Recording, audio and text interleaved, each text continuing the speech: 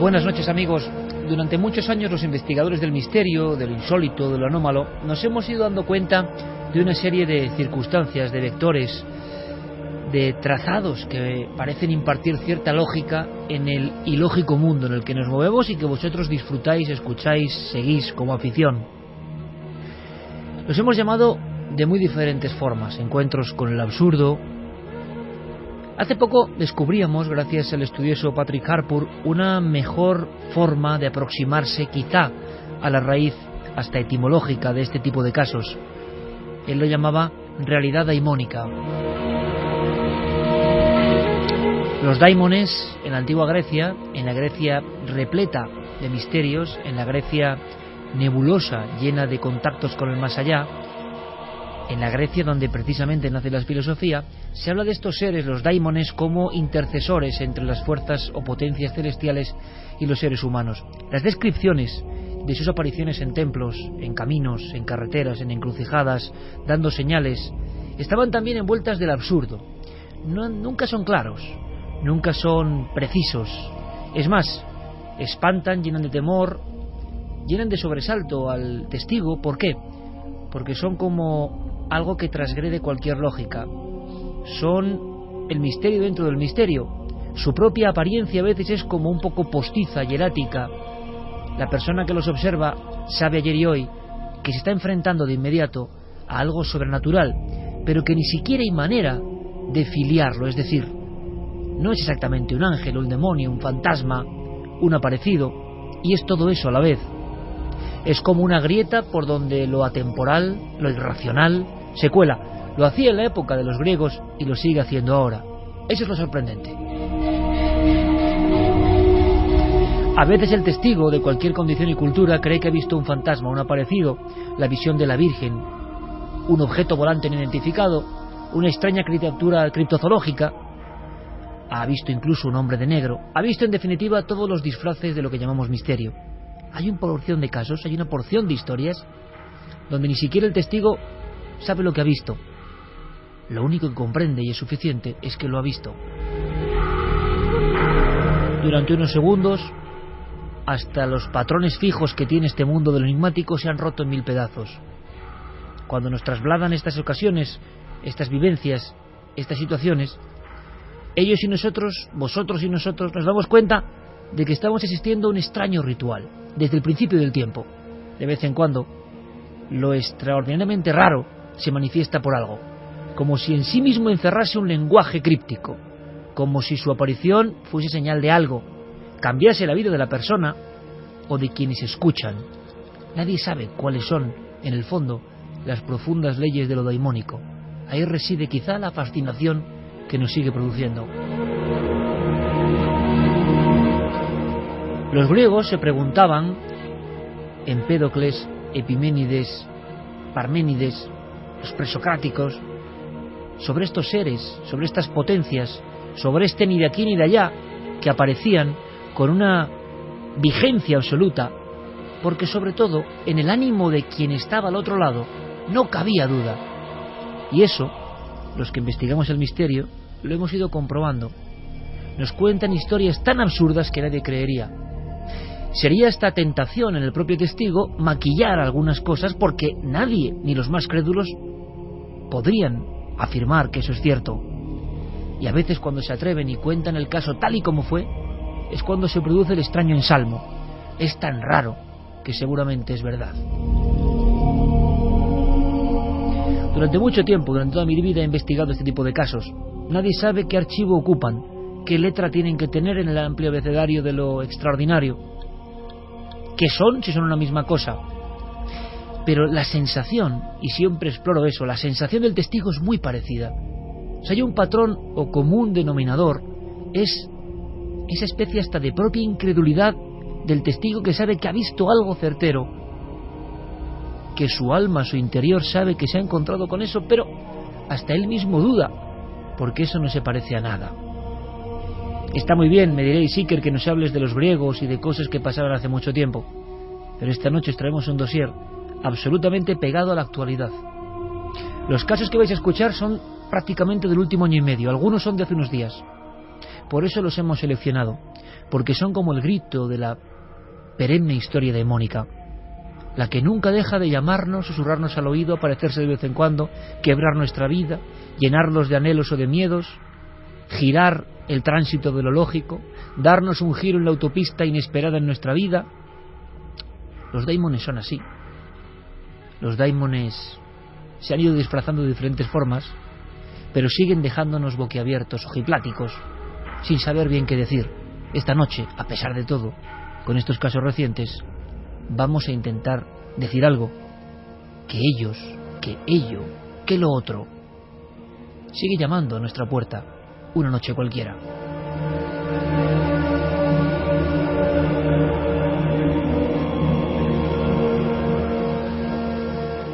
Toda la actualidad en torno a nuestros programas en navedelmisterio.com, el portal hacia lo desconocido.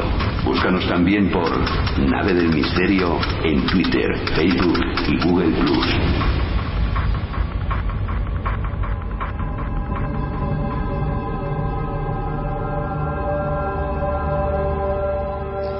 Los daimones fueron plasmados a veces con rostros, en otras ni siquiera había una idea compleja para asociarles una forma.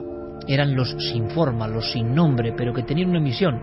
Hoy tenemos unas redes de contacto, entonces eran realmente los pueblos, los templos, los lugares de reunión, las ágoras, donde estas cosas se trasladaban de iniciados a iniciados, de no iniciados a maestros. Había un caldo de cultivo. Hoy evidentemente las redes sociales han copado esa forma de interpretar lo que atenaza o lo que sorprende a la psique, y en las redes se puede seguir discutiendo perfectamente. Y esta noche es importante, como se dan varios emplazamientos y se dan varias localizaciones, sería realmente revelador si vosotros tenéis información complementaria. Este programa necesita de vuestra investigación también, lo vais a comprender enseguida. Carmen, buenas noches. Buenas madrugadas, Iker. Abrimos vía de contacto directa. Claro que sí, esas líneas de contacto ya están abiertas y ya están todos muy activos ante los temas que vamos a tratar esta noche. Nos tienen que buscar en Facebook, en Twitter y en Google Plus como Nave del Misterio, y si quieren enviarnos un mail, milenio3 con número @cadenaser.com.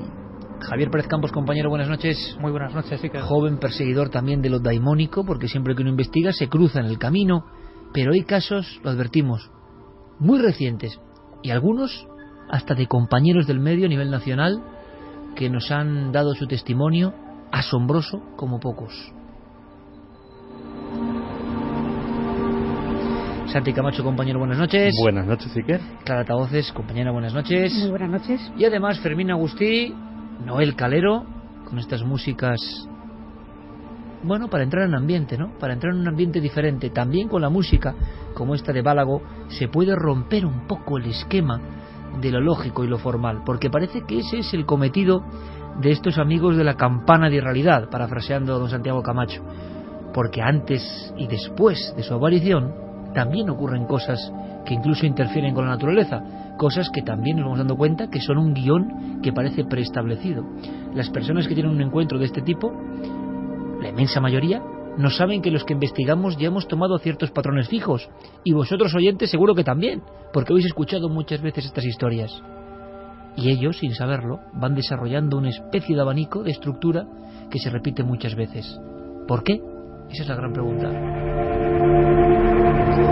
Diego Marañón y Guillermo León, con todo preparado en navedelmisterio.com, ikerjimenez.com y todas las redes sociales Nave del Misterio, ya lo sabéis. Por ejemplo, esta misma semana recibíamos una comunicación de una montañista, una montañera, que en un lugar muy sagrado, muy especial, como es el pico del Teide, pero no la montaña del Teide, ¿no?, sino hay que pedir un permiso especial para llegar al pico, a ese pico que hace una especie también de propia fantasmagoría en su estructura, según de dónde se mire, ¿no? A mí siempre me ha impresionado mucho el Teide, aparte de por las historias que en sus mismas faldas se producían. Pero es que esto, amigos, ha ocurrido en febrero. Esto ha ocurrido hace escasos 2 meses y medio. Y esto es un primer encuentro con ese absurdo completo. Porque estas figuras, estas apariciones, no tienen arraigo, no tienen raíz con nada.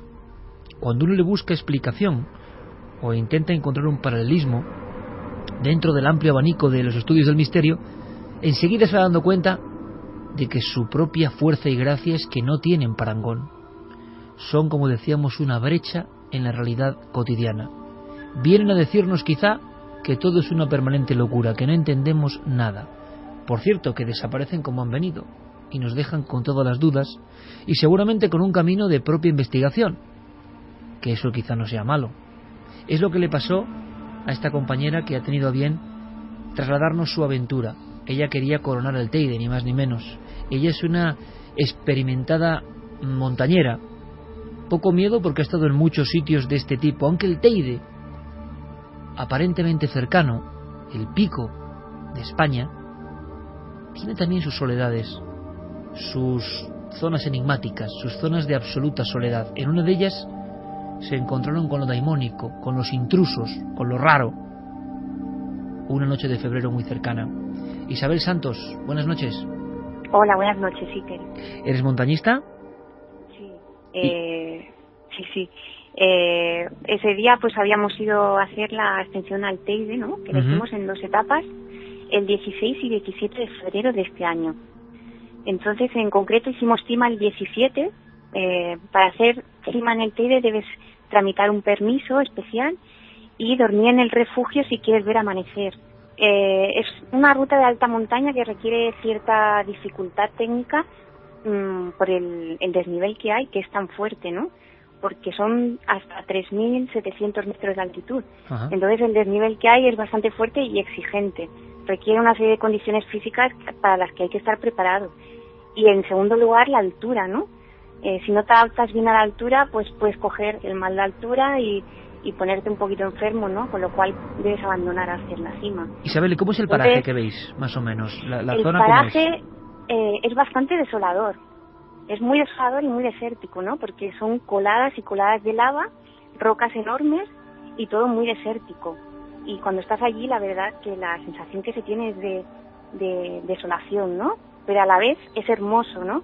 Porque ves el mar de nubes y ves las coladas de lava y te llegas a imaginar pues lo que pudo ser, ¿no? Cuando aquello entró en erupción. ¿Cómo es el refugio Altavista? Porque nos has hecho una postal ahora mismo ideal, porque así ya toda la audiencia estamos en el sitio exacto, ¿no?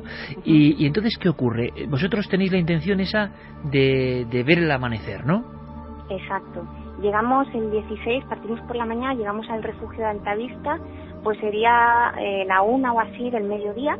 El refugio de Altavista está a unos 3.265 metros de altitud y a él solo se puede acceder a pie, no hay ningún modo de llegar con jeep ni nada de esto. El camino es muy empinado que hay, tiene mucho desnivel y requiere mucha exigencia física porque al estar en tanta altura el corazón te va más rápido, no hay tanto oxígeno y cuesta llegar hasta allí, la verdad.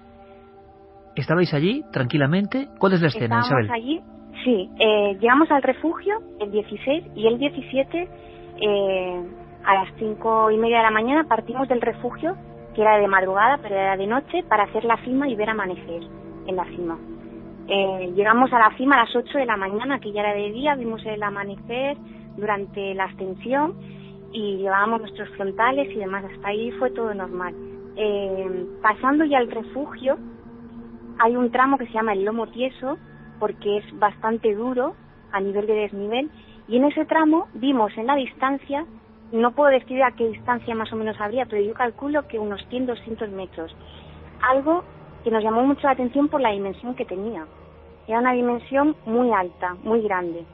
Una dimensión que no nos cuadró con la distancia a la que estábamos nosotros. Nos llamaba mucho la atención.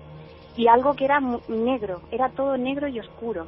Entonces nos llamó mucho la atención porque no le vimos la silueta de una mochila o de los bastones que nosotros necesitamos. Para llegar hasta allí se necesitan unos bastones para apoyar, porque el desnivel a veces llega a ser tan vertical que la pisada de la huella es totalmente vertical. Entonces, para bajar, realmente tienes que ir con mucho cuidado, porque incluso te puedes resbalar o caer, ¿no? Yo me resbalé en 2 ocasiones. Entonces, aquello que vimos moverse en dirección hacia Montaña Blanca, que es hacia abajo, nos llamó muchísimo la atención, porque tenía mucha agilidad en su movimiento, era algo muy rápido. Se deslizaba, por tanto, o sea, su movimiento, lo importante es que no era convencional, no se parecía al de otro alpinista montañero. No, era algo como si se deslizara. No era algo que caminara o demás, era algo como si se deslizara con mucha rapidez y... ¿Cómo es la descripción? ¿Hablamos de una silueta humana? Yo diría que no era humano aquello. La forma sí que era, distinguimos una cabeza y un cuerpo muy grande, muy alto. La dimensión era lo que más nos llamaba la atención, es que era muy grande y el negro, todo muy oscuro. No distinguimos color de una mochila, de nada, era todo oscuro y muy negro, muy negro. Era algo que nos doblaba a nosotros en altura, sobre todo en altura. Era muy alto. Tuve la sensación como si estuviéramos viendo un gigante. ¿Os dio la impresión de que se percataba de vuestra presencia, que actuaba de forma diferente al ser observado o no? No, eso sí que no tuvimos la impresión de que aquello se percató de nuestra presencia allí, ¿no? Pero siguió con un movimiento de deslizarse, ¿no? Hasta que ya lo vi perderse, el camino hace zigzag, y estuvimos yo diría que cerca de un minuto, observándolo. Lo que más me llama la atención es que normalmente los montañistas vamos con colores alegres, ¿no? Naranjas, rojos, azules, por si pasa cualquier cosa, pues que seas más vistoso a la hora de un rescate, ¿no? Y aquello era negro de arriba a abajo, entonces pensamos, pero ¿qué montañista se viste de negro, no? O tan oscuro, es que no tenía ni una mochila, ni unos bastones, nada. ¿Y qué ocurre entonces? ¿Cómo os quedáis vosotros? ¿Cuál es vuestra sensación, Isabel? La verdad es que la sensación que tuve es de que aquello no era de este mundo. ¿Tuviste miedo? ¿Inquietud? Sí, sentí miedo. Y otro detalle que me gustaría contaros es que durante la ascensión, una vez hicimos cima, bajamos, y al pasar por un tramo que es fuera de la rambleta, que es el último tramo final, nos cruzamos con el guarda de nuestro refugio, que se llama Lorenzo. Nos saludamos, le dijimos que nos había gustado mucho el amanecer y demás, y pasados unos 10 minutos escuchamos unos sonidos por el lado de nuestra derecha, por el mismo sendero que habíamos subido de noche, ¿no? Para ver el amanecer, que había bastante nieve, y lo escuchamos tan de cerca que hasta nos paramos porque creímos que había algo allí con nosotros. Y pensamos, ¿habrá aquí algún animal? Y paramos para encontrarlo, ¿no? Para ver qué es lo que estábamos escuchando nosotros. Y fue un sonido como si fueran gemidos. Era un gemido muy agudo. Y a mí me asustó un poco. Nos paramos incluso, ¿no? En varias ocasiones porque estuvo casi durante 3 minutos como al lado nuestro, al lado derecho, que yo incluso pensé, ¿nos va a salir un animal aquí o algo? Y era un sonido bastante... A mí me asustó un poquito porque pensé que nos iba a salir ahí algún animal, pero pensé, a esta altura, ¿qué animal puede haber aquí? Porque a esa altura era ya, si la cima son 3.700, y ahí no habíamos llegado al refugio, que son 3.200, pues calculo que habría unos 3.500 metros de altitud ahí.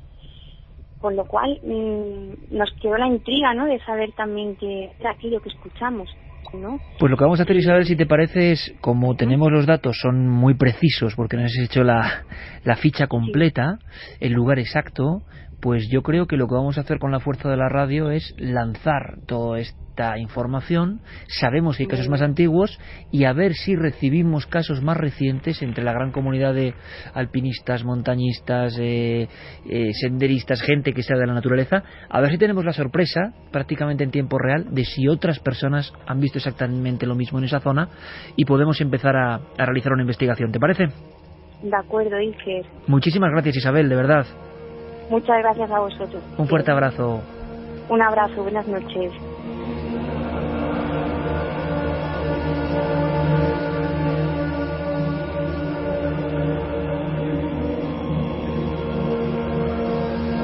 Toda la actualidad en torno a nuestros programas en navedelmisterio.com, el portal hacia lo desconocido. Búscanos también por Nave del Misterio en Twitter, Facebook y Google+.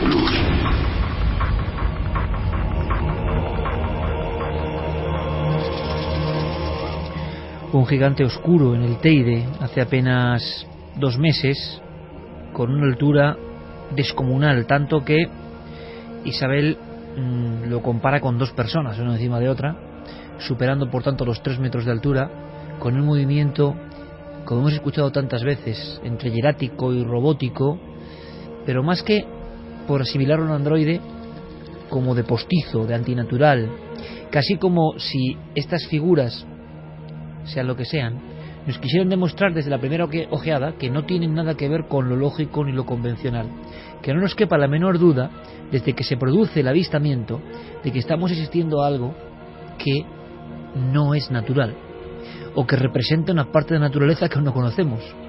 Por otro lado, desaparece, no deja huella, muestra su extraña anatomía, ya es pleno día, y los dos montañistas, imagino que, claro, con el susto en el cuerpo, como es normal, nunca hubiesen imaginado toparse con algo así. No hay luces cercanas. El investigador, por lógica y por defecto personal y profesional, intenta buscar algún parámetro. Javi tenía alguna información, algún detalle, que quizá, como en todo esto, sea en vano, porque el misterio nos lleva años luz de ventaja en este aspecto. Pero nosotros, en nuestro humano anhelo, intentamos tener alguna pista, algún hilo para volver esto tan absurdo un poco comprensible. Y había algunos datos sobre luces recientes en esa zona del Teide. Claro, yo escuchando el testimonio he recordado que hace unas semanas estuve en contacto con una persona que me quería facilitar una información ocurrida precisamente en el Parque Natural del Teide, referente también a unas extrañas luces. Estaba revisando el correo ahora mismo y lo tengo aquí delante. Es un mail de una oyente llamada Teresa que nos escribió contándonos que precisamente un amigo suyo, un amigo íntimo, trabaja de guarda forestal en ese Parque del Teide, y justo unas semanas atrás habían visto unas extrañas luces que en un principio parecían unas luces rojas, pero al final acaban asociándolas a una especie de artefacto, a una nave que vuela a no muy gran altura, es decir, muy cerca del pico del Teide, y que a ellos les impresiona.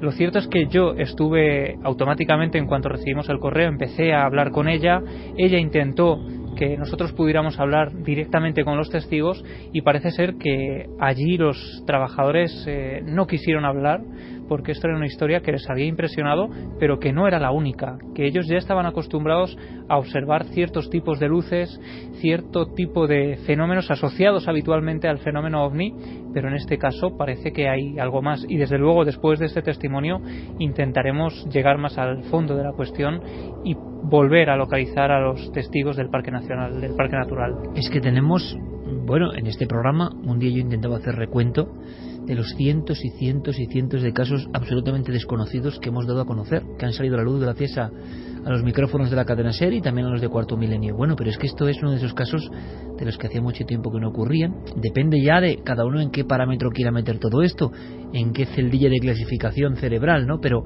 si hablamos de una entidad tipo humanoide, es un caso de humanoide gigantesco, como de los años 70. Lo que pasa que ha ocurrido pues hace exactamente 2 meses, con personas de todo punto fiables, 2 testigos al mismo tiempo. O sea, sería uno de esos casazos de los que luego nos hartamos en escuchar algunos que ya no ocurren, ¿no? Y sin embargo estamos contando todo el rato casos con nombres y apellidos que están ocurriendo. Parece que a algunos les interesa decir como que se repiten las mismas cosas, que se habla siempre de lo mismo, y resulta que casos tan espectaculares, algunos de ellos como este gigante del Teide, sea lo que sea, ahí están. Una zona muy mágica, por cierto, Santi, que tú la conoces por biografía personal bastante bien, y que siempre se ha hablado de estas cosas, pero ojo que este caso tiene mucha enjundia, ¿no? No, además la zona tiene unas características que le dan doble de valor al caso. O sea, aquí, por ejemplo, el tema de una mala interpretación queda absolutamente descartado. El Parque Natural de las Cañadas del Teide, si se caracteriza por algo, es por la casi ausencia absoluta de fauna, y mucho menos fauna de cierto porte, por una tranquilidad y un silencio como yo personalmente no he experimentado en ninguna otra parte de la Tierra, por una limpidez del aire a todas horas que permite una visión nítida a largas distancias. Y la verdad es que el sitio efectivamente es mágico, a cada uno le produce unas sensaciones. A mí me calma, el Padre del Teide siempre me ha templado mucho el alma, pero curiosamente las propias leyendas guanches ya nos hablan de gigantes, Y de hecho, Fray Alonso de Espinosa, en la época de la conquista, en el siglo XV, en las crónicas que dejó escritas, ya hablaba de que sus hombres veían seres, hombres, figuras huidizas de hasta 3 metros de altura. Es decir, digamos que esa entidad, lo que sea, tiene su aparición también en las crónicas pues de la época de la conquista, de 1400 y pico hasta casi entrado el siglo XVI. Y esto quizá nuestra lógica idea de investigadores de campo, de buscadores, de asociarlo con luces, de asociarlo con seres humanoides, el impulso está ahí, porque hemos crecido con eso. Y de repente Santi da este dato y nos retrotrae casi a eso que hablábamos en un principio, de mucho antes de la conciencia de lo ovni o lo extraterrestre, cuando el mundo era plano todavía, pero estos daimones, estas entidades, seguían presentando constantemente su tarjeta de visita. Y daros cuenta de una cosa que es muy interesante y que va a surgir buscando patrones de unión. Es el caso omiso al testigo. Eso es muy interesante. Es que precisamente yo tenía aquí unas anotaciones según he ido escuchando el caso de Isabel, y una de ellas hace referencia a lo que me ha llamado especialmente la atención de este caso, es que no es que se trate de un ser que se presenta ante ellos de tal forma que lo que pretende es que lo vean, sino que están observándolo durante cerca de 1 minuto sin que lo que sea que están viendo se aperciba de su presencia. Por tanto, aquí todavía es más extraño buscarle una explicación al caso, ¿no? Es decir, porque ¿qué se pretende con este tipo de aparición, entre comillas, porque no es una aparición, sino es algo que ellos observan? Quizá no debían estar, quien no debía estar ahí eran ellos. Y esa figura ni se inquieta ni se inmuta. Y en situaciones en las que las figuras parecen más humanizadas, la actitud de hacer caso omiso también es como una huella dactilar de ese tipo de fenómenos, ¿no? Cuando lo lógico sería un tipo de reacción, un tipo de manifestación de saberse observado. No, estas figuras ni siquiera interactúan, siguen su camino, y eso les da todavía ese aspecto postizo, extraño, hierático, robótico, estoico, poned lo que queráis. Ese caminar que llama la atención a nuestros amigos es que no es un caminar natural, es una especie de impulso. Es decir, en un terreno escarpado, lleno de rocas, difícil, mantiene la rectitud exacta de sus piernas y brazos. Esto lo vamos a escuchar esta noche varias veces. Por ejemplo, haciendo una trazada entre el Teide. ¿Hay informaciones, por cierto, Carmen, sobre alguien sabe algo más de este gigante? Nada. No. Cosa que también dice mucho de nuestra audiencia, ¿no? Es decir, al pan pan y al vino vino. Nadie tiene datos, alguien, porque hay muchos montañeros, ¿no?, que suben las inmediaciones del Teide, pero no han visto algo tan espectacular. Por otro lado, la ausencia de rostro, o un rostro que parece pintado, un rostro que es tan artificioso en su manifestación que de inmediato cuando lo vemos, ahí está otro de los códigos, sabemos que lo que está presentándose ante nosotros es esa ruptura del espacio lógico, del tiempo lógico, de la realidad cotidiana. Es una especie de cuestión un tanto amorfa, no se sigue la pauta de la naturaleza. Bueno, pues vayamos del pico del Teide majestuoso y con crónicas extrañas a otro pico que aquí ha sido mencionado últimamente, porque también tiene bastante actividad, por lo que vemos, que es el Monte Abantos. Bueno, pues del Monte Abantos y de ni más ni menos la Policía Nacional nos llega otra historia, Javier. Sí, es la historia de Jorge, que una noche de octubre de 2013 decide, junto a su hermano y su cuñado, ir al campo a pasar la noche, porque bueno, creen que es una buena forma de acercarse quizá al misterio. Es un lugar además que ellos habían escuchado en el programa y que les llamaba la atención desde hace mucho tiempo. Es el Monte Abantos, un lugar que Jorge ya había visitado en alguna ocasión a plena luz del día, pero que tanto su hermano y su cuñado, estos dos familiares, no conocían, y él les había hablado de un lugar muy especial, de un lugar mágico, y deciden esa noche de viernes acudir al Monte Abantos.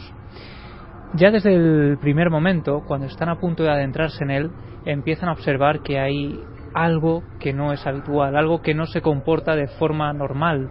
De hecho, han estado allí en diversas ocasiones y nunca más han visto esos primeros indicios que empiezan a ocurrir aquella noche de octubre. Llegamos allí al caminito que empieza a subir, y cuando empezamos a subir para arriba empezamos a notar que el ambiente allí no era demasiado agradable, y nos empezamos a fijar que en los laterales de la carretera, en la zona de bosque ya, pues había como muchos reflejos, pequeños reflejos, pues nos empezamos a fijar y qué es esto y tal.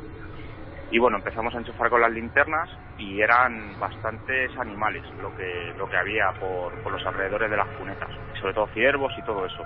No hemos vuelto a ver los animales tan cerca del pueblo como aquella noche. Nunca más hemos visto tantos animales tan cerca del pueblo. Daba la sensación de que estaban bajando de arriba porque estaban asustados por algo. Y sorprendidos por esta reacción insólita de los animales, este grupo continúa ascendiendo con el coche a través del espesor del monte Abantos hasta que llegan a una bifurcación del camino. El camino continúa por otro trecho aún más estrecho que Jorge recordaba que estaba en mal estado. Así que él dice que bueno, que ya que han llegado a ese lugar, ¿por qué no dan la vuelta? Porque lo que hay más adelante es de un acceso mucho más complicado. Y lo que él me confiesa es que unas horas antes habían pasado por ese cruce de caminos, todo estaba con absoluta normalidad, pero cuando llegan allí en ese momento ellos sienten una inquietud especial, como si hubiera algo extraño que no estaba en el momento anterior. No saben muy bien qué es una reacción absolutamente subjetiva, pero compartida por los tres miembros del coche, y es entonces cuando deciden marcharse de allí, casi por votación popular. Jorge empieza a maniobrar, pero es entonces cuando se topan con algo que no esperaban. Cuando fui a dar la vuelta al coche, pues el haz de luz reflejó una figura. Estábamos a unos 50 metros de la figura aproximadamente. Cuando yo enfoqué a la figura, me quedé observando nada más, de hecho no dije nada. Y los otros dos que estaban en el coche, mi hermano y su cuñado, tampoco dijeron nada, hasta que unos segundillos después dijo mi hermano, dice, vosotros lo estáis viendo también, ¿no?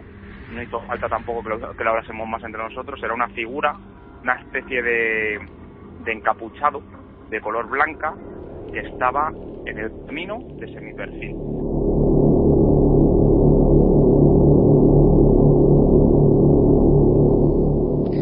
Y ellos dicen que el blanco no era exactamente blanco, sino un color que a veces tornaba al gris, y decía, el símil que él me hacía, es que ese gris se parecía al gris de los cráteres de la Luna cuando uno los mira y se van fundiendo con ese blanco. No llegan a ver la piel, la cara está tapada, las manos también, pero lo que sí que observa es una especie de bola de luz que esta figura lleva en la mano derecha. Es una luz de color anaranjado, dice que parecido al ámbar de un semáforo, y esa mano derecha va moviéndose lentamente de izquierda a derecha con esa bola de luz, como si estuviera haciendo algún signo, alguna señal de algún tipo. Lo que ocurre es que, a pesar de ser el único coche que está en ese lugar en mitad de la noche, enfocando con los faros a esa figura, esta figura, como ocurre en otros casos, no se inmuta. En ningún momento esa figura se dio la vuelta para mirarnos ni nada por el estilo. Y bueno, decidimos, lo hablamos, vamos a verlo, tal, vamos a acercarnos. Nos acercamos varios metros más con el coche, pero la verdad es que no nos gustó demasiado la idea. Frenamos de golpe y nos volvimos a quedar parados. Entonces ya empezó a haber un nerviosismo generalizado en el coche, porque sabíamos que lo que estábamos viendo, por una cosa o por otra, no era muy normal. Estuvimos allí pues más de un minuto, y yo creo que más de 2 minutos mirándole.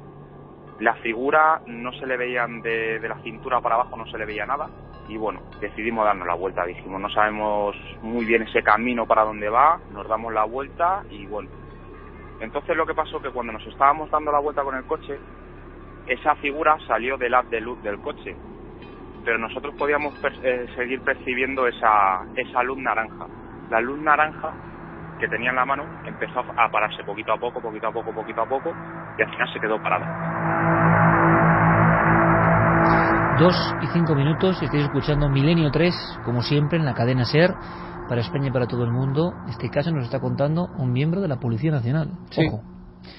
Una persona acostumbrada a todo tipo de de situaciones peligrosas en las que el miedo es real, es un miedo físico, y él nos decía además que efectivamente había situaciones en las que prácticamente se había jugado la vida, había sentido miedo extremo, miedo a perder su vida, pero ningún miedo se parece al que empieza a sentir esa noche en mitad del Monte Abantos. En ese momento en el que él ve que han dejado de alumbrar a la figura con los faros y que esta figura, la única forma de hacerse evidente es esa pequeña bola de luz anaranjada que se ilumina en medio de esa oscuridad absoluta del Monte Abantos, pone tan nervioso a estos testigos que sacan una linterna profesional de las que utilizan en situaciones extremas, en casos donde necesitan esa luz de gran alcance, y empiezan a enfocar rápidamente a esa figura y descubren que esa figura sigue allí completamente inmóvil, como si aquella situación no tuviera ninguna relación con ellos. Entonces, cuando le volvió a tocar la luz de la linterna, esta figura, sin hacer ningún gesto de moverse, de darse la vuelta, de nada por el estilo, volvía a empezar a mover el brazo otra vez de nuevo, igual que antes. Entonces la verdad es que a nosotros ya nos asustó. Yo, por lo menos, que era el que iba conduciendo, yo dije, sabe que estamos aquí, se está dando cuenta, no sabemos lo que es, y directamente cogí el coche, le di la vuelta del todo y salimos de allí pues lo más rápido que pudimos.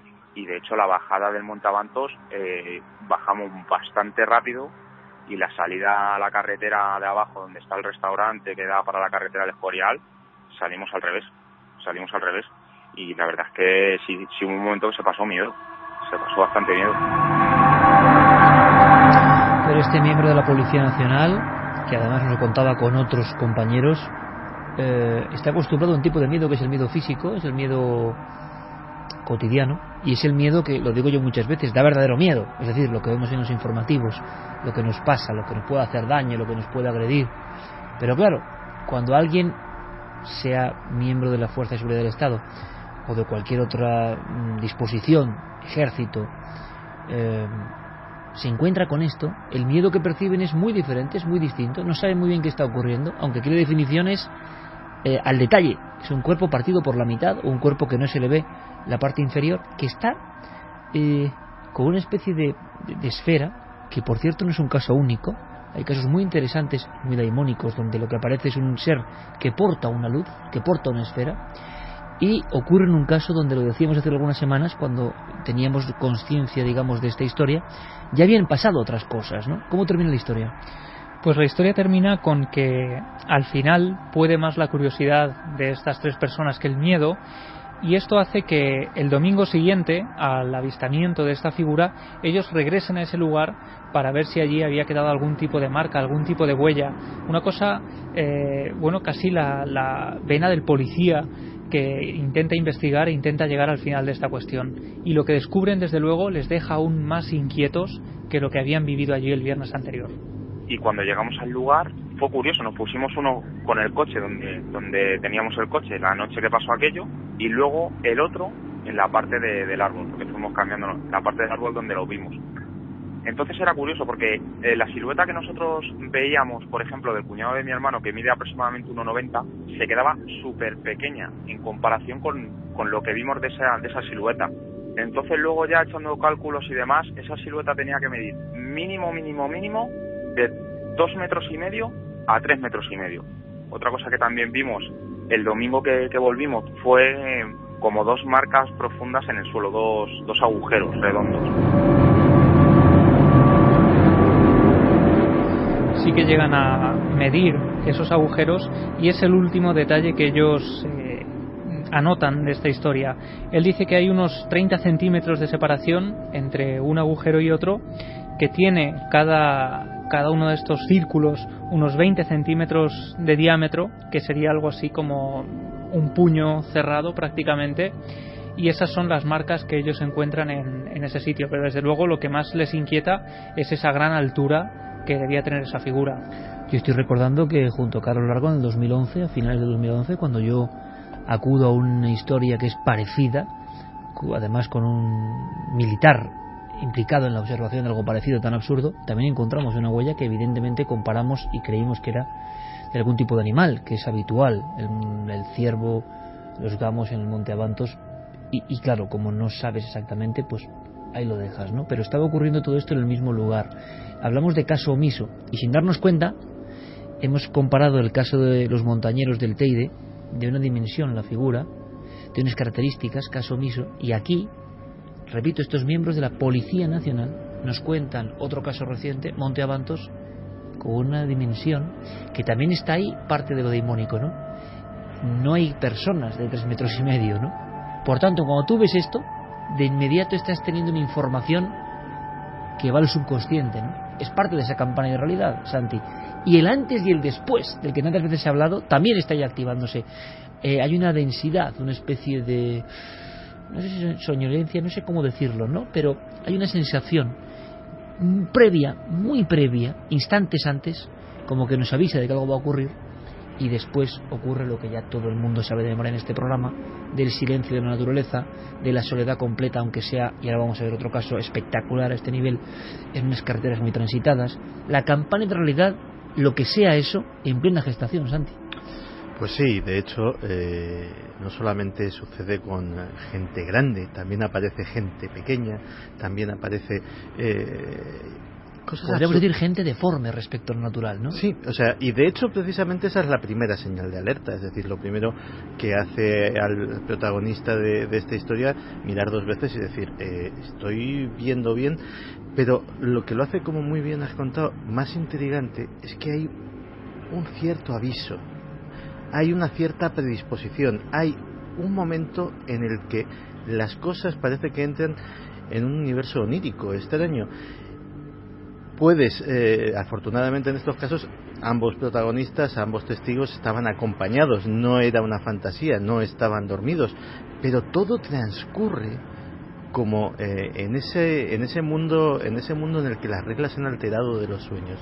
Y eso ha pasado en historias ufológicas, en historias que tienen que ver directamente con el mundo de la parapsicología, pero sobre todo en estas historias inclasificables que estamos tratando esta noche.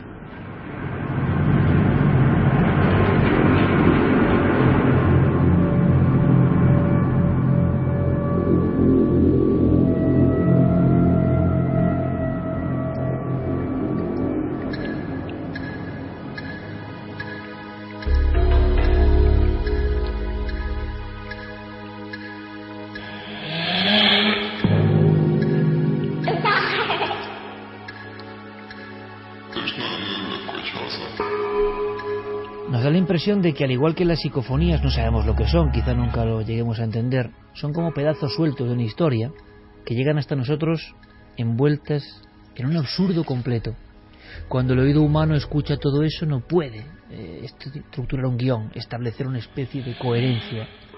Estas apariciones son lo mismo. Podríamos bautizarlas como psicofonías visuales. Aparece un fragmento, un trozo, incomprensible, una especie de amputación de una realidad que se superpone a la nuestra. No le encontramos un significado, seguramente no lo tiene, y si lo tiene es tan profundo que no somos conscientes de él. Somos como asistentes a una especie de teatrillo que se manifiesta por algo, y estamos tan lejanos del resultado, del conocimiento de eso, que lo que se queda en los montañeros del Teide, en los policías de Avantos, en el compañero de la radio que ahora vamos a escuchar, es una sensación de perplejidad. Pero la gran pregunta, y quizás de ahí la clave, es: ¿alguien puede volver a ser exactamente el mismo después de saber que ha vivido esto y que es verdad?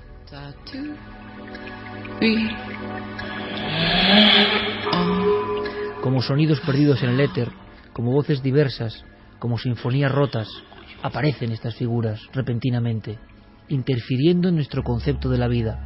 Por supuesto que todo lo que creíamos antes, lo que teníamos fijo, se hace añicos. Lo hemos comprobado esta misma noche, con un compañero del máximo prestigio, con un compañero de la radio a nivel nacional, con un compañero que ha querido legarnos su historia recientísima, su doble historia. Es increíble, es imposible, es irracional, nadie se la va a creer, aunque él sabía que nosotros sí, porque entronca perfectamente con este tipo de ¿qué? De avisos, de señales, de realidad deimónica, que además no hace falta que sea un lugar especialmente exótico. En cualquier momento, en cualquier lugar, es su propia naturaleza, puede salirnos al paso.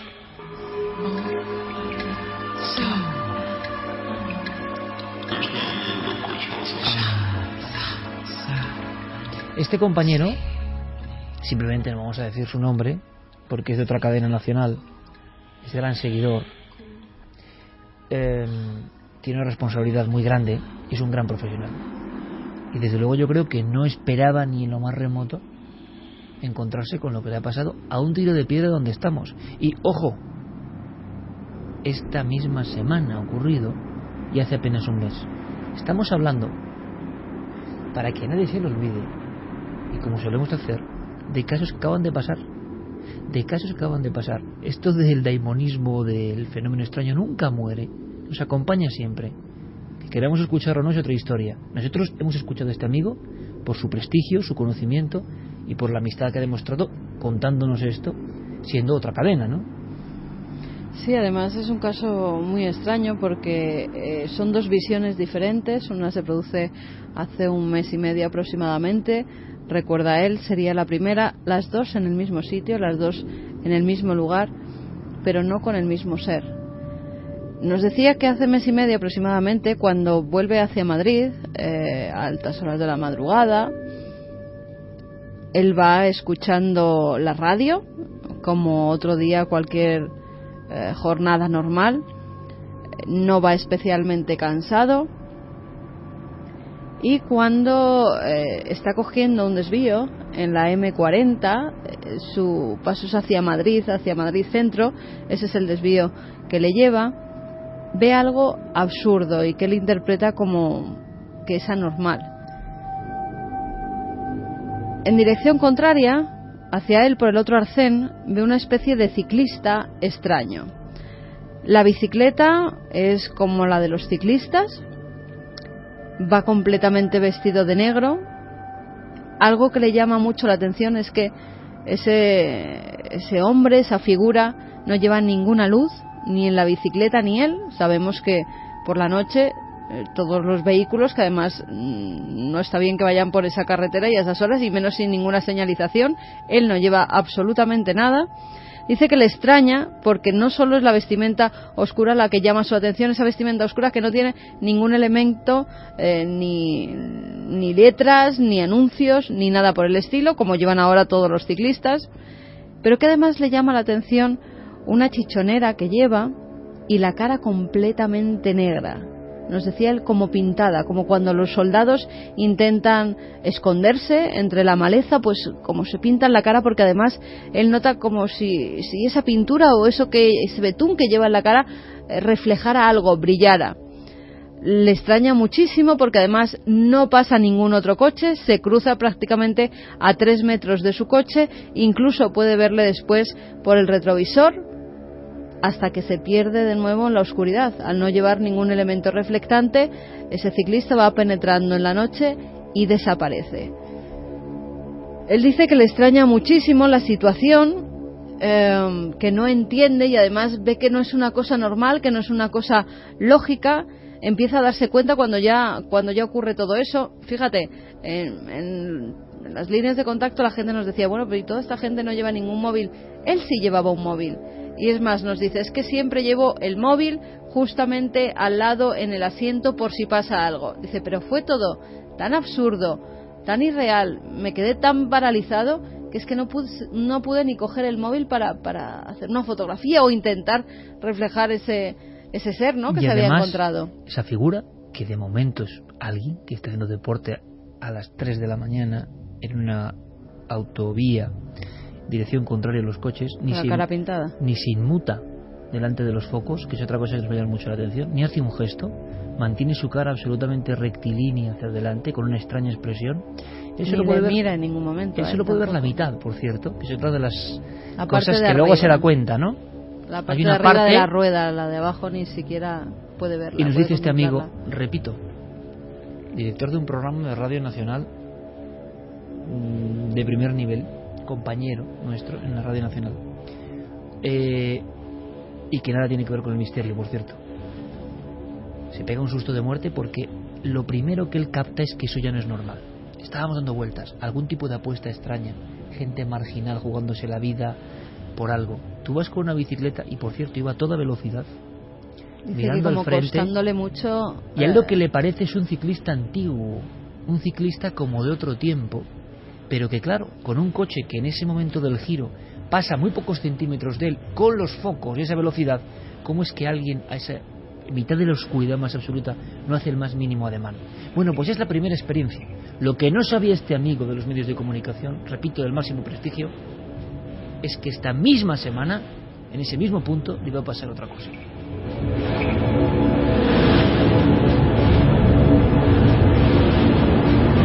Este mismo lunes, Javi Pérez Campos recibía un WhatsApp de esta misma persona haciéndole saber que en ese mismo sitio se había encontrado de nuevo con lo absurdo. M40 de nuevo, dirección hacia Madrid, acaba su trabajo, está volviendo, está perfectamente consciente, no está cansado, está despierto. La gente que trabajamos de noche, además, sabes que a esas horas de la madrugada, 2:30, 3 de la madrugada, estás en perfectas condiciones, casi más que por la mañana, cuando te acostumbras al horario nocturno. Y en ese mismo desvío, él ya dice que cuando pasa por allí, pues que ya tiene cierta precaución y además va alerta por si acaso se encuentra otra vez con algo. Y en este caso ocurrió. No es la misma figura, es un hombre que de nuevo va por el arcén, andando en esta ocasión. No es como el otro, que parecía una persona joven, atlética, deportista, sino que es un hombre mayor, de unos 75, 80 años. Ese andar le llama bastante la atención, porque dice que está moviendo a la vez brazos y piernas, como de una forma robótica, y que la sensación que le da es como si se deslizara, no andando, sino como si algo le llevara, como cuando vemos esa especie de cintas que hay en los centros comerciales que te van llevando, pues una cosa parecida. Va vestido de negro de nuevo, aunque él ya se fija más e incluso distingue una especie de chaleco y también como un jersey marrón a rayas y una boina antigua. Muy pequeña, como las que llevaban los aldeanos de Madrid, por ejemplo, en los años 30, años 20. Dices, un hombre del campo, ¿no? No tiene por qué ser nada extraño. Ahora, a las 3 de la mañana, sin nada, andando de esa forma, en el mismo punto donde vio a otro, ¿qué demonios está pasando, no? Y sobre todo con ese andar que tú dices que es postizo. Repito la palabra de nuevo porque es muy importante. Que es anómalo, que no es real, que te pone un poco en guardia. Y entonces se fija en el rostro, ¿no? Se fija en el rostro. Y de nuevo, como suele ocurrir con estas apariciones, lo extraño, lo absurdo, otra vez con el rostro negro, como pintado de nuevo. Yo le decía, pero era una persona de color, una persona negra. No, es que llevaba el rostro pintado y se veía perfectamente que era pintado. Le llama la atención y le estremece un poco las facciones de ese hombre, porque son casi cadavéricas. Es muy huesudo, tiene la cara, nos decía, con una nariz pequeña pero muy afilada, puntiaguda, muy esquelético. De nuevo está muy cerca de su coche y dice que parece salido de otra época, que era antinatural los movimientos que iba haciendo. Y otra vez lo mismo, en ningún momento, aunque pasa muy cerca de él y le deslumbra con los focos, porque además nos dice que los suyos son halógenos y que eso, además, en el giro que tiene que hacer, enfocando perfectamente a la figura, que le tiene que deslumbrar, y decía, es que tenía que ponerse las manos en la cara para ver al seguir caminando. De nuevo no hace ningún gesto, es como si no estuviera allí, es como si no le afectaran los focos, los coches. Y otra cosa, no hay más coches, solo el de este amigo.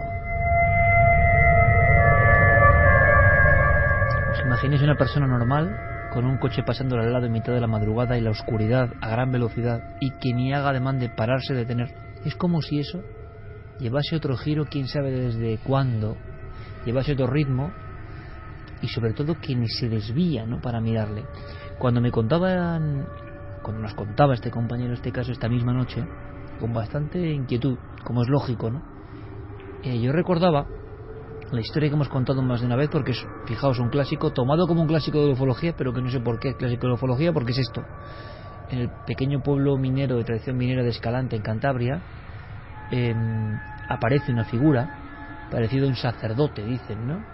Margarita Cajigas y Ramón Samperio, dos trabajadores de CEMSA en Treto, en Cantabria, Están a punto de ir al trabajo, cogen la manija de su coche y en ese momento, en la plaza del pueblo, que son 4 casas realmente, pero entrando hacia el casco urbano, yo he estado allí varias veces, en ese mismo punto, se dan cuenta que lo que parece un cura de espaldas está entrando, vagando. Aún no es de día, es noche profunda, son aproximadamente, digo, las 5:30 de la madrugada.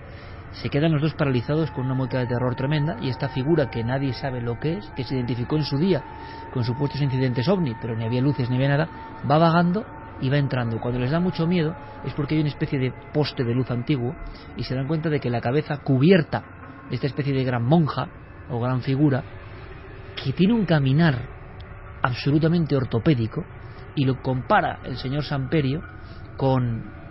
me lo contó a mí, allí en el lugar de los hechos me lo contó a mí, esto pasa en julio del 76, y me dice, parecía las imágenes de los astronautas en la luna, para definirme que ese caminar no era un caminar natural. Pues bien, voy a contar una cosa que creo que no he contado, y es que yo en varias ocasiones acudí muy impresionado por esta historia, porque sabía que había otros testigos de esa misma noche.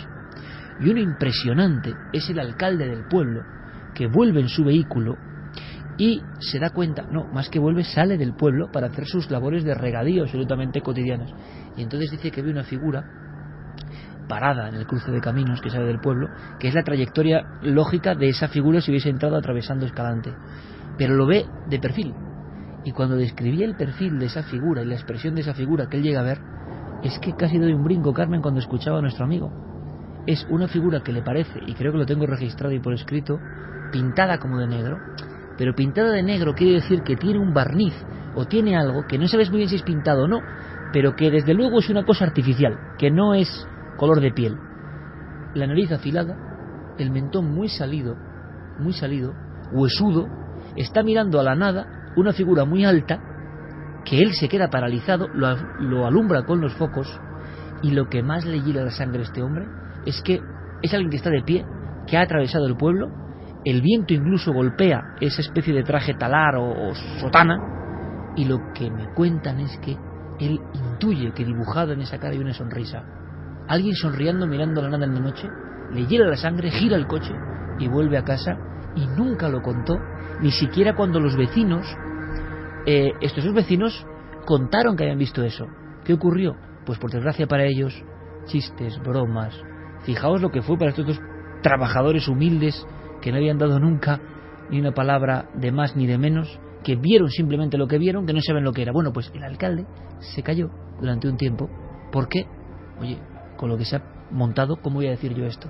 Pero fijaos la descripción. Alguien de perfil riéndose, mirando a la nada. Pero lo mismo, Carmen, es que esto eran casos míticos, antiguos, y estamos registrando casos muy parecidos. Este ha pasado hace nada, una semana. Ni eso, el lunes, no llega ni a una semana. Además, hemos estado mirando en el ordenador la zona, si había algo extraño, si podía haber...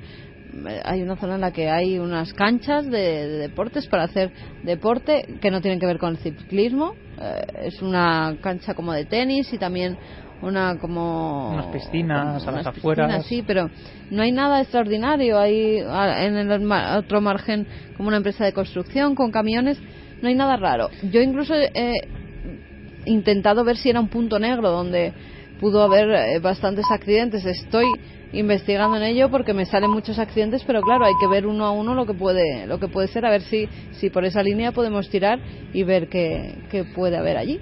Un detalle en el que acabo de caer ahora mismo y que yo creo que también tiene bastante relevancia es que cuando Carmen y yo hemos estado mirando en los mapas y utilizando el Google Street View, que es un método fantástico a veces para ver cómo se encuentra un escenario, por ejemplo en este tipo de casos, es que no hay absolutamente ningún tipo de iluminación, de farolas, no hay nada que ilumine ese camino. Es decir, a las 2 de la mañana, un hombre circulando muy rápido por una carretera en completa oscuridad y sin utilizar ningún tipo de iluminación no puede ver absolutamente nada. Es decir, es todavía aún más absurdo.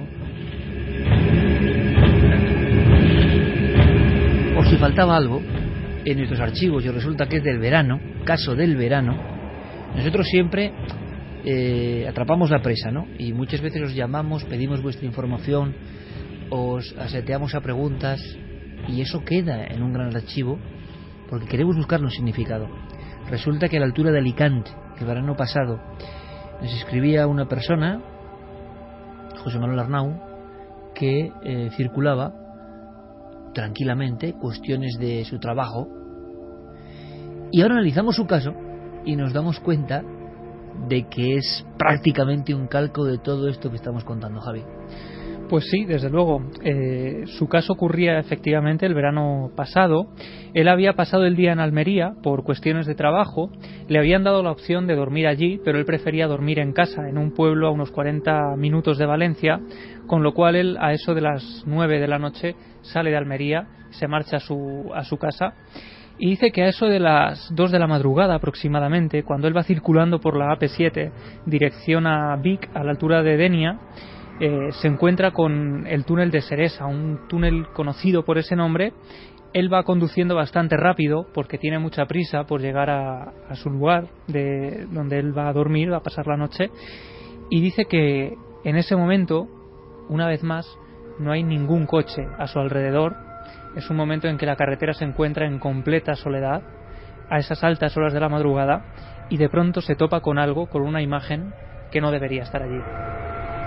Bueno, hay 2 túneles, una vez pasas Alicante y en el segundo, digamos, en el margen izquierdo, digamos, como si fuera el margen izquierdo de la carretera, digamos, el túnel queda como un cortado de una montaña, y justamente ahí salieron, pues eso, una niña con 2 niños, ajenos completamente a mí, y bueno, yo al principio la verdad es que no pensé nada extraño, simplemente la reacción de frenar bruscamente, pues no estaban en mi camino, pero sí por la precaución y además por la sorpresa de las horas en las que se encontraban ahí.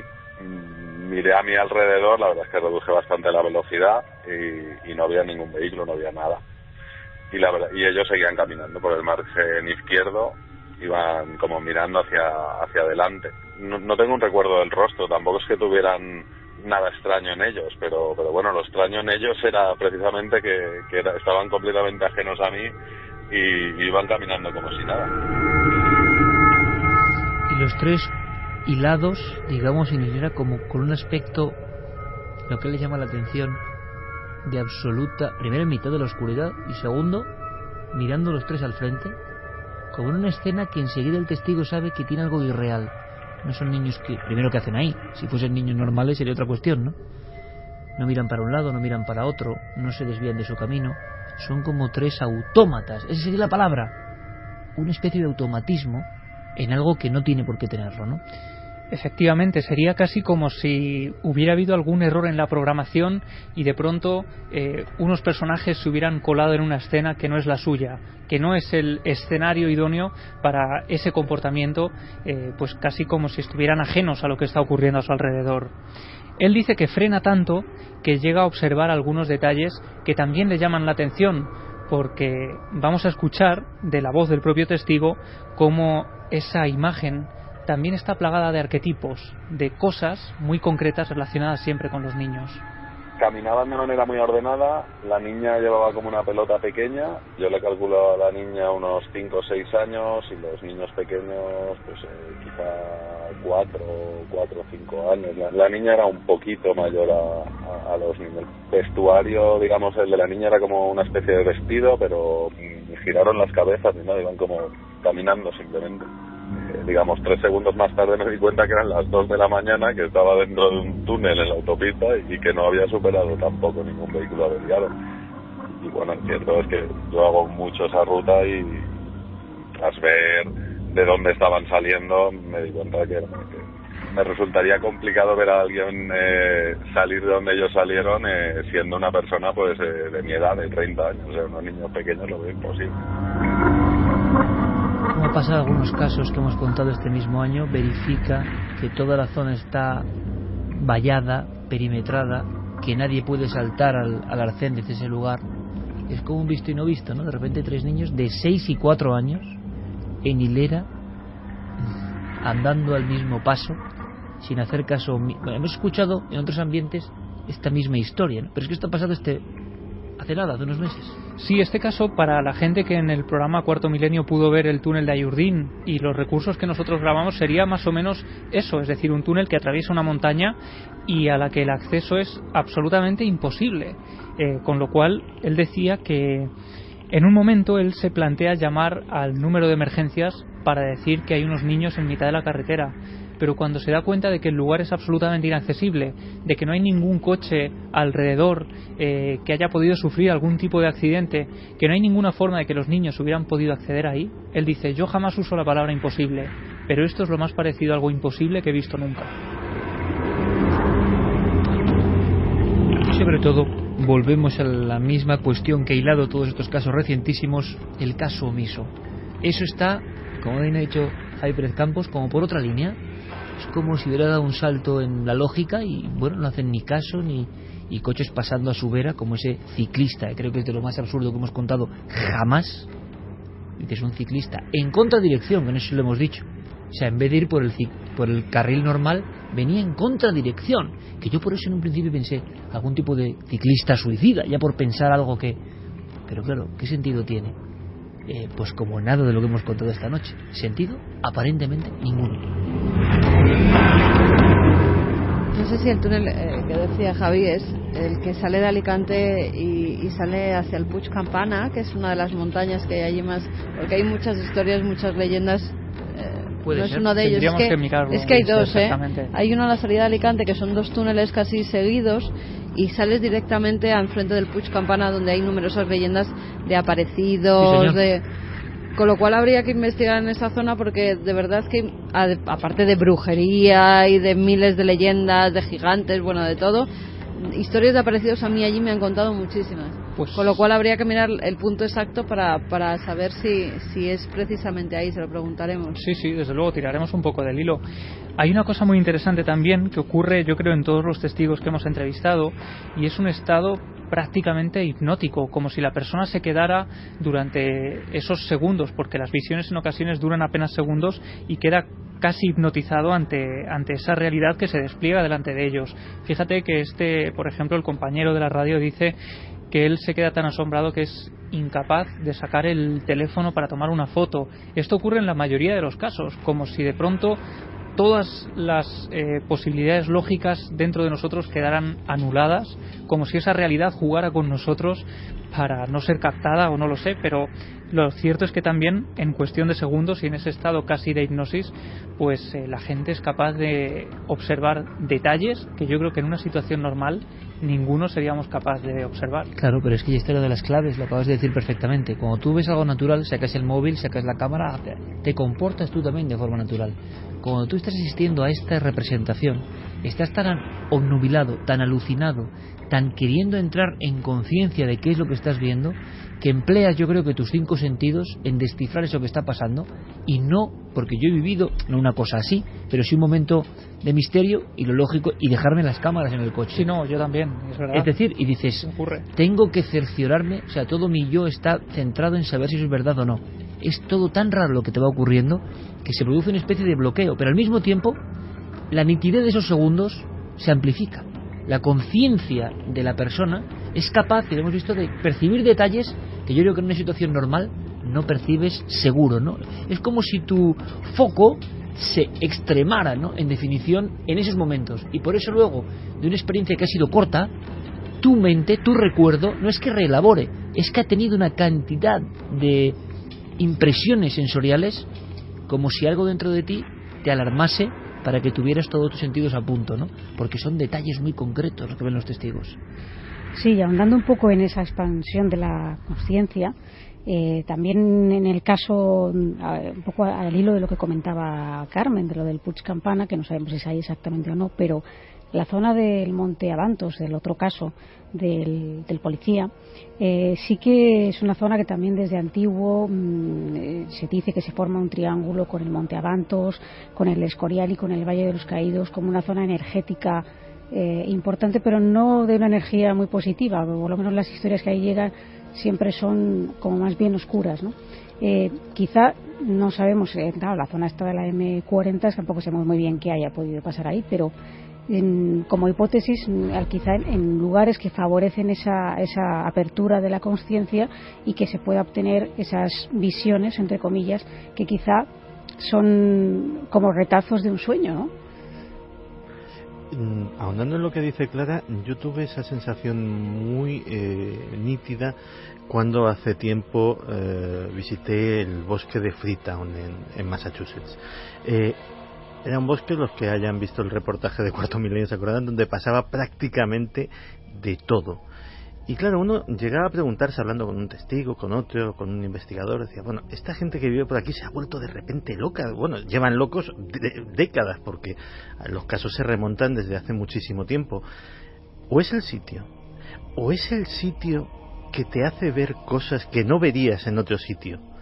No porque el sitio esté habitado más por esas cosas, sino porque de alguna forma te imbuye de esa apertura mental para poder ver cosas que en otro sitio no verías. A lo mejor por ahí van los tiros.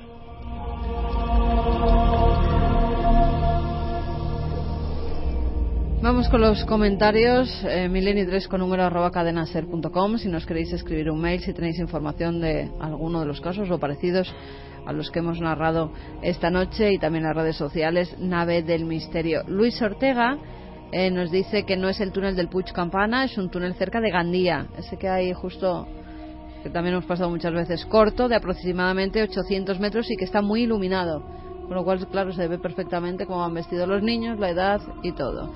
Moni dice, resulta muy intrigante que los animales estuvieran al borde de la carretera, quizá huían de ese ser, en el caso del Monte Avantos.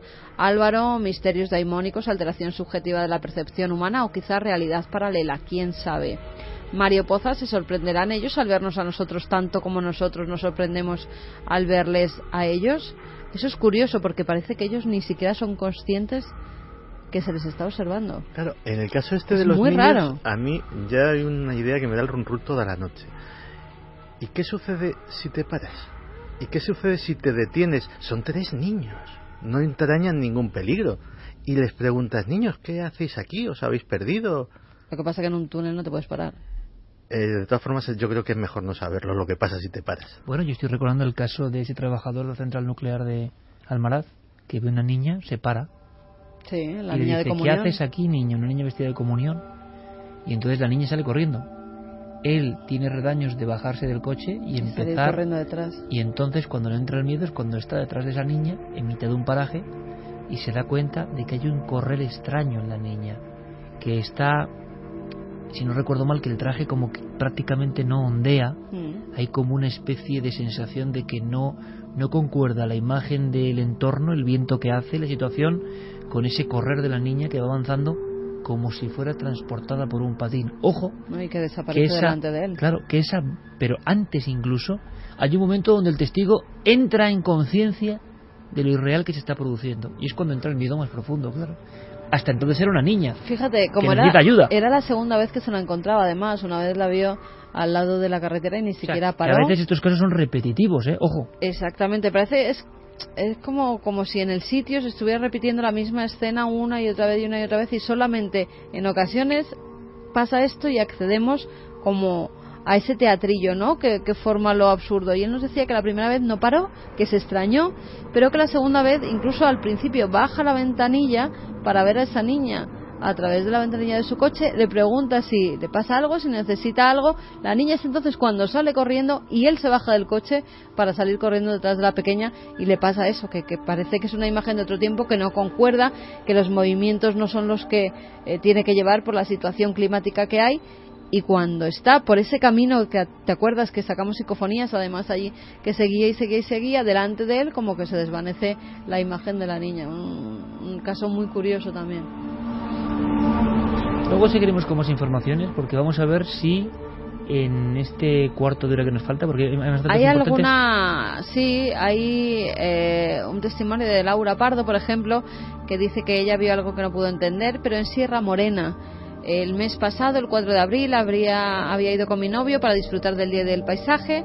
Vimos a una persona alargada, vestida de negro totalmente. No le vimos la cara, pero corría a una velocidad que no nos parecía normal. Luego lo hablamos y nos dimos cuenta de que no hacía ruido al correr. Desapareció detrás de unas piedras y nos quedamos blancos porque habíamos estado ahí antes y lo que había era un despeñadero. Fuimos corriendo pensando que se podía haber matado, pero no había nada, ni rastro de la figura, ni nada en el fondo del despeñadero. Me quedé tan impactada que le pedí a mi chico que nos fuéramos y todavía no he querido volver. Vamos a ver, ¿esto es un caso que ocurre en algún punto concreto de Sierra Morena? ¿No nos da más datos? No nos da más datos, pero nos escribía a través de Facebook, o sea que por favor... Son dos testigos de nuevo. Ajá. Es una figura... alargada, tipo pantalla de Vegas de Coria, vamos, con el mismo comportamiento. Y además tenía que ser de día, porque... y que se lanza por un acantilado. Justo esta semana, estoy intentando recordar qué testigo fue, pero me hablaron... sí, porque estuvimos grabando a un testigo en Tarragona y él nos relataba que un familiar suyo que vivía por Jaén le había relatado precisamente una historia de una mujer que se aparecía en Sierra Morena y que parecía que se despeñaba constantemente, y hablaban de la leyenda de una mujer que había muerto precisamente despeñándose. No sé si puede tener relación, desde luego, pero la casualidad es brutal. Y de todas formas, claro, es que Sierra Morena es muy amplio, un territorio amplísimo, pero existen figuras de este tipo, y la descripción de algo que se lanza por los barrancos es un clásico. Otro de los clásicos absurdos que llamaba mucho la atención. En la zona de Almonáster La Real ocurre otro caso bastante terrorífico. Cefrina Vargas, que es una persona que vive en un pueblo que es La Escalada y que hay muy poquitos medios, tiene que ir todos los días haciendo un recorrido por esas sendas pedregosas de Sierra Morena sola, ¿no? ¿Cuánta gente de diferentes generaciones habrá pasado por los montes solos día tras día y tendrán historias de contar? Y entonces ella siente una especie de somnolencia, de sensación extraña, y de repente, en mitad de la senda, que se dice pronto, ven dos seres como con unas túnicas, y uno tiene una cara como parecida, ¿no?, podría ser a la imagen, dice ella, de algún cuadro de algún tipo de ángel. Claro, depende de cómo mires eso, puede ser inquietante, ¿no?, que la mira fijamente. Y el otro también tiene un aspecto raro, con el pelo lacio, mucho más alto.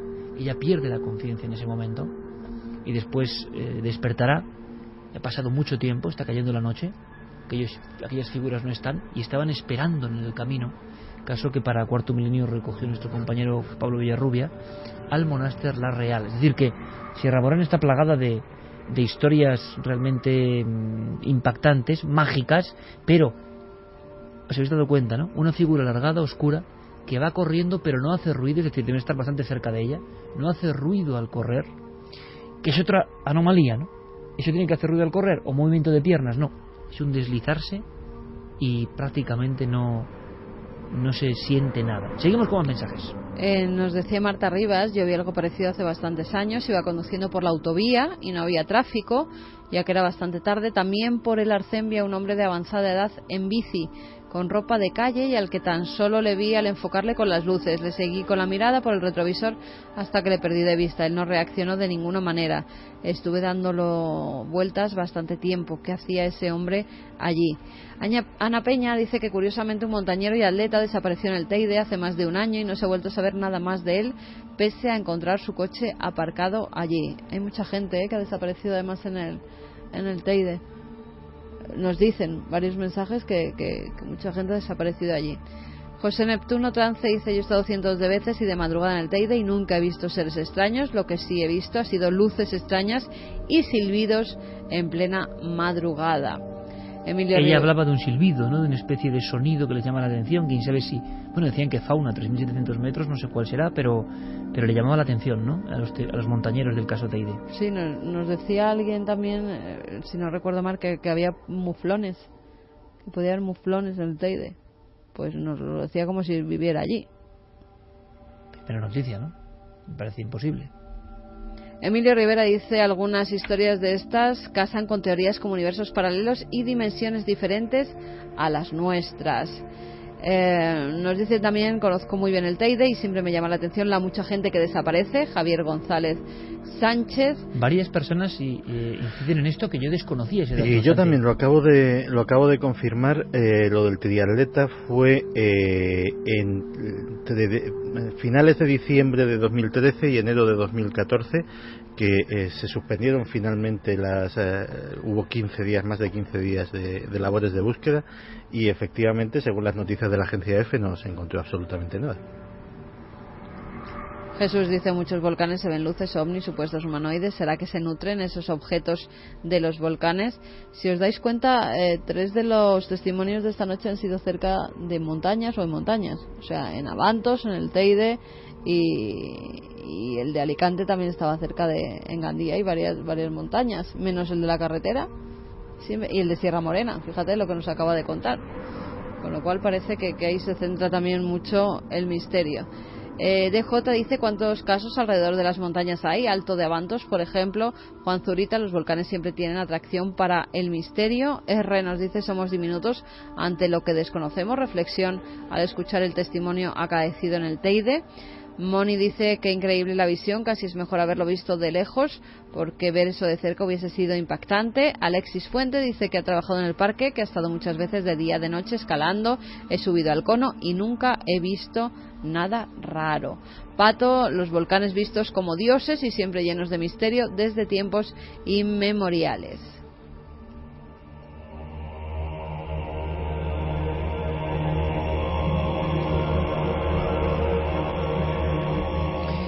Son historias que pueden ser el futuro de narraciones extraordinarias, de cuestiones que pueden confundirse hasta con la literatura. ¿Hasta qué punto la literatura también no está basada en acontecimientos reales que luego se fueron mitificando?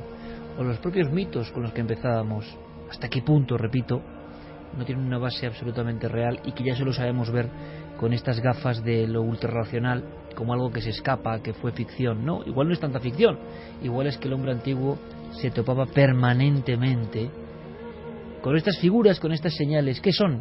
No lo sabemos, pero creo que los 4 casos que hemos abordado esta noche, cada uno con su componente absurdo, son como un puzzle que encaja perfectamente. Vamos a hacer un pequeño homenaje a una creadora. Es una entrevista que trae, ya sabéis, siempre nuestro compañero Diego Marañón, porque encaja perfectamente con estas noches de misterio. Hoy ha sido una noche de misterio absurdo, luego vienen muchas más cosas, también con misterio en Milenio 3, pero las historias que hemos contado, creo que estaréis conmigo, compañeros, son propias de viejo castillo, ¿no?, decimonónico, de tertulia casi a la lumbre, de estar contando estas cosas bajo el crepitar casi de los sonidos de la chimenea, y esto estimula la imaginación, pero nos damos cuenta de que por muy estimulada que esté una imaginación, hay cosas que ni a la más loca de ellas se le ocurriría, ¿no? Algunas las hemos contado esta noche y son recientes. Nuestro compañero Diego Marañón, siguiendo un poco con lo daimónico, lo extraño, lo absurdo, y curiosamente con elementos de automatismo, de cuestiones que parecen no naturales, ha entrevistado a alguien muy interesante. Ha entrevistado a alguien casi como punto y seguido a esta noche de misterios daimónicos.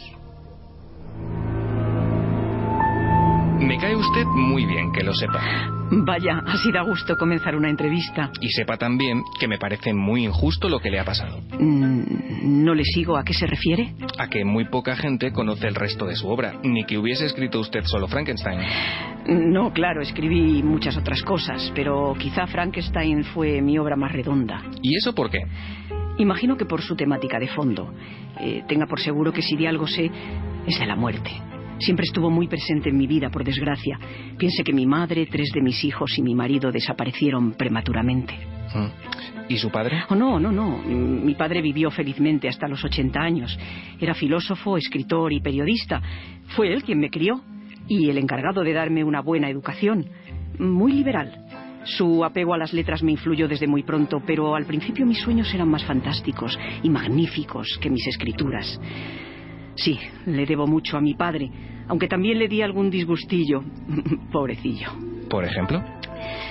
No se imagina cómo se puso al descubrir que a mis 17 años me había enamorado de su amigo Percy. Cuando lo conocí aún estaba casado y era mayor que yo. Fue duro para ambos. Aquella época estuvo llena de obstáculos, deudas y desgracias de todo tipo. Nos enfrentamos al rechazo de aquellos que nos conocían, pero ¿qué podíamos hacer? Pues eso me pregunto yo. ¿Qué hicieron? Casarnos, aunque por desgracia, y como ya le dije antes, Percy se ahogó 6 años después durante una tormenta, mientras navegaba en la bahía de La Spezia al norte de Italia. Ya ve, ¿quién puede estar seguro de un mínimo de felicidad? Yo se lo diré. Nadie. Vaya, ¿y qué pasó entonces? Volví a Inglaterra para educar a mi hijo y volcarme en mi trabajo como escritora. ¿Y le ayudó eso a superar su tragedia? Sí, así fue. Estamos ligados por vínculos tenues a la prosperidad o a la ruina, pero nada contribuye tanto a tranquilizar la mente como un propósito firme, un punto en el que el alma pueda fijar sus ojos intelectuales. El mío fue precisamente la escritura de Frankenstein. Me pregunto de dónde surgió la idea. Bueno, lo conté en la introducción que acompaña a la edición de 1831, pero como hay tantas, no me importa volver a explicarlo. El argumento comenzó a gestarse en mi mente durante el tiempo que viví en Escocia. Aquellos paisajes sombríos estimularon mi imaginación. Así que fue allí donde se fraguó la historia. Bueno, no exactamente. Como le he dicho, allí comenzó, pero aún tardé varios años en darle forma definitiva. Eso ocurrió en una villa de Ginebra. Percy, nuestro hijo, y yo misma estábamos invitados allí por Lord Byron. Por cierto, que tienen ustedes un compatriota que lo contó en una película muy interesante, Remando al viento. Sí, es cierto. Hábleme de Lord Byron. ¿Cómo lo conocieron? Sus tertulias debían ser curiosas. Ni se lo imagina. Entramos en contacto con él porque tuvo un romance con mi hermanastra, pero esa es otra historia. El caso es que disfrutábamos paseando por los alrededores y navegando por un lago cercano. Y por las noches contábamos historias de terror. No sabe usted lo sugerente que puede llegar a ser eso. En realidad sí que lo sé, pero siga. Ocurrió que una noche Byron nos propuso que cada uno escribiese una historia de terror para compartirla después con el resto. Uní el recuerdo del ambiente de Escocia con el recuerdo de un sueño que había tenido tiempo atrás, y fue ahí donde todo encajó. ¿Ha dicho un sueño? Sí, en efecto. ¿Y podría contarnos qué soñó exactamente? Vi con los ojos cerrados, pero con una nítida imagen mental, a un pálido estudiante de artes impías, de rodillas junto al objeto que había armado. Vi al horrible fantasma de un hombre extendido, y que luego, tras la obra de algún motor poderoso, este cobraba vida y se ponía de pie con un movimiento tenso y poco natural.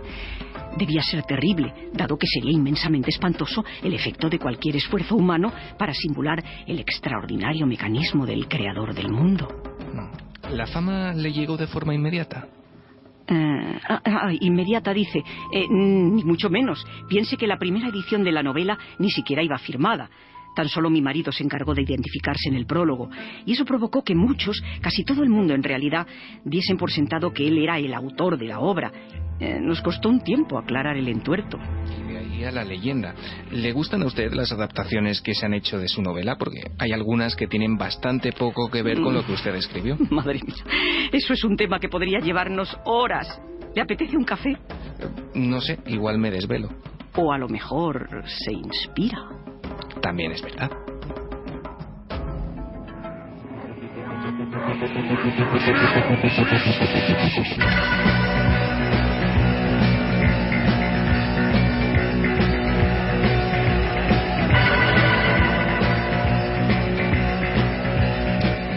La gran Ángeles Afuera haciendo de Mary Shelley y el gran Diego Marañón haciendo de entrevistador en el más allá. Muy propio para esta noche de encuentros extraordinarios que hubiesen estimulado la inspiración, fantasía y el genio de estas figuras del romanticismo que crearon los grandes miedos que han ido influyendo en generaciones. Nosotros, por cierto, tenemos que comentarlo, gracias a todos por el apoyo, el afecto en la Noche del Misterio. Habrá otra el día 4 de junio en el Rialto. El día 4 de junio. Exactamente. Gran Vía y toda la información, como ya sabéis, en las webs. Ahora venimos con muchas más cosas, mucha más información, también misterio. Clara Trauces trae una cosa realmente extraña, muy reciente. Santi nos va a contar algo que mezcla ciencia y conspiración. Y muchas más cosas en Milenio 3, ahora las noticias.